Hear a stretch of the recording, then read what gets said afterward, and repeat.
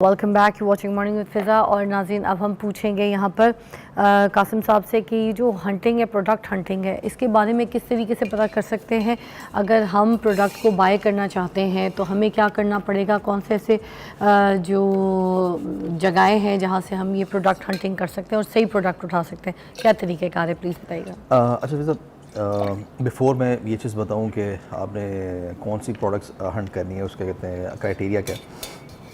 एक चीज़ जो बहुत ज़्यादा इंपॉर्टेंट है कि इस फील्ड में जब आना है ना, तो सबसे पहले ना एक बड़ा स्ट्रॉन्ग डिसीजन चाहिए कि मैंने इसे सक्सेसफुल करना ही करना है इसे।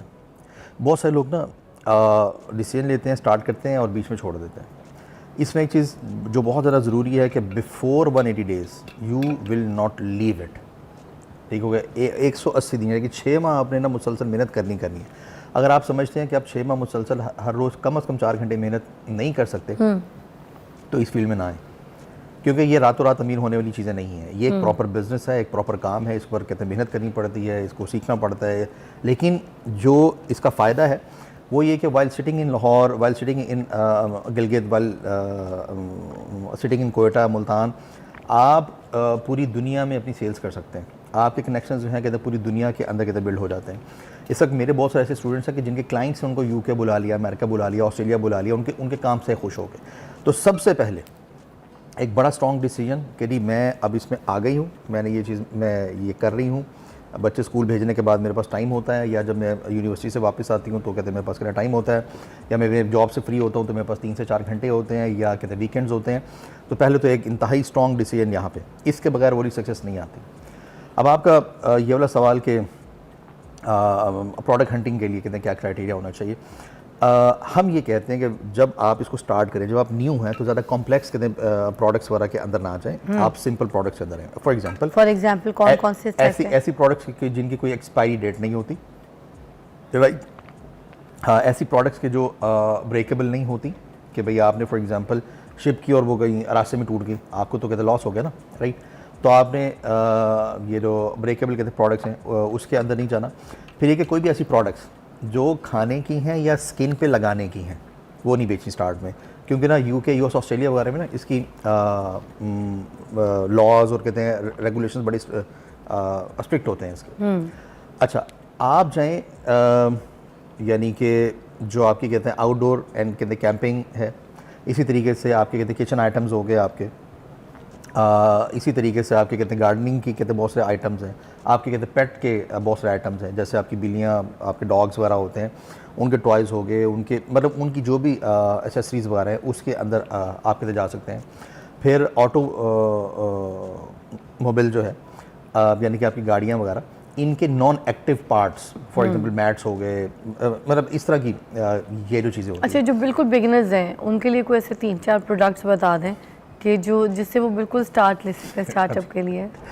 सही है। जो लोग कहते हैं बिल्कुल बिगिनर्स हैं उनके लिए तो मैं पाकिस्तानी कुछ कहते प्रोडक्ट्स बता देता हूँ कि आप अगर एक थोड़ा सा एक अच्छे डिज़ाइन का कहते हैं वॉलेट खुद तैयार करा लेते हैं, वॉलेट, राइट, तो आपका हार्डली यहाँ से $2-2.5 का सियालकोट से कहते बन जाता है, लाहौर से बन जाता है, और आप उसको समवेयर $11-12 से लेके $20 से $22 तक का सेल कर सकते हैं अगर आप उसके ऊपर में थोड़ी सी ब्रांडिंग वगैरह कर लें आप। इसी तरीके से आपकी लेदर की बेल्ट्स वगैरह होगी आपकी, राइट। इसी तरीके से आप अगर थोड़ी सी एफर्ट करके ये रिसर्च कर लें कि जो आपकी लेदर जैकेट्स होती हैं उनके स्टैंडर्ड साइजेस वगैरह क्या होते हैं। हार्डली ये आप अगर चैट जीपीटी को तो आप सब लोग जानते हैं, चैट जीपीटी को अगर कहते हैं प्रॉम्प्ट दे दें कि जी यानी कि ना ज़रा मुझे डिफरेंट साइज़ वगैरह बता दो, मैं ईबे पे सेल करना चाहता हूँ, तो वो ना आपको डिफरेंट साइज़ वगैरह कहते बता देगा।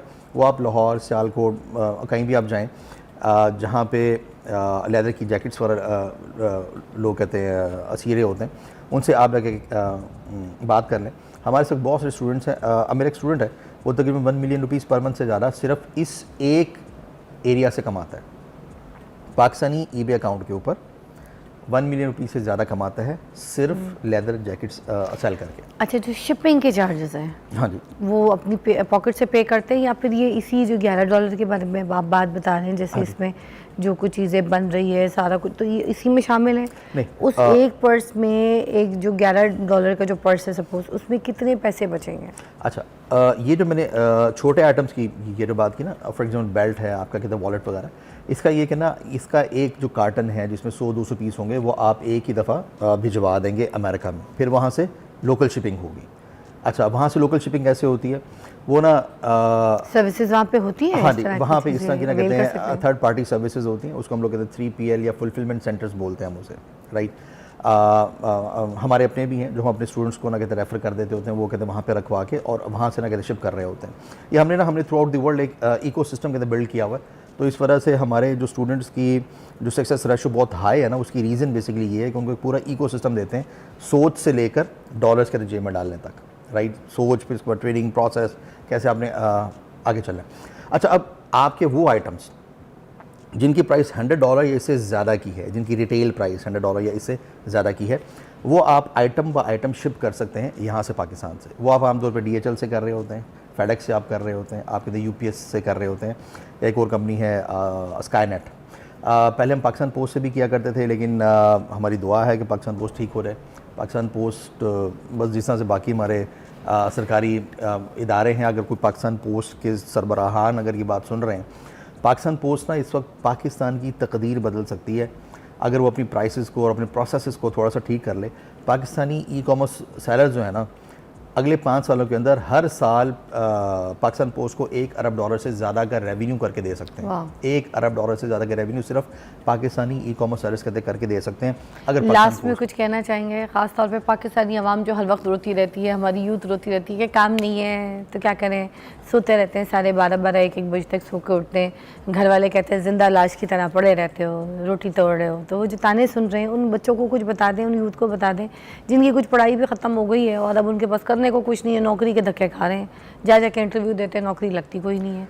और वो 20-30 हज़ार की नौकरी में उनके घर का भी कुछ नहीं चलना, ना उनकी कोई शादी करके अगर किसी को लेकर आएंगे तो ना उसका कोई दाल रोटी चलनी है। तो इनको प्लीज़ कुछ बता दें कि क्या कर ले। मैं सब फाइनल कोई ये ऑनलाइन जाएँ, जाके कहते हैं eBay के हवाले से कहते सर्च कर लें। अब मैं चूँकि फाउंडर एंड CEO हूँ एम्पावरर्स का, ये मेरी ऑर्गेनाइजेशन है, उसका कहते हैं यूट्यूब चैनल है, 9.5 घंटे की फ्री ट्रेनिंग है, जाकर देखें, कोई आपसे कुछ भी चार्ज नहीं करेगा।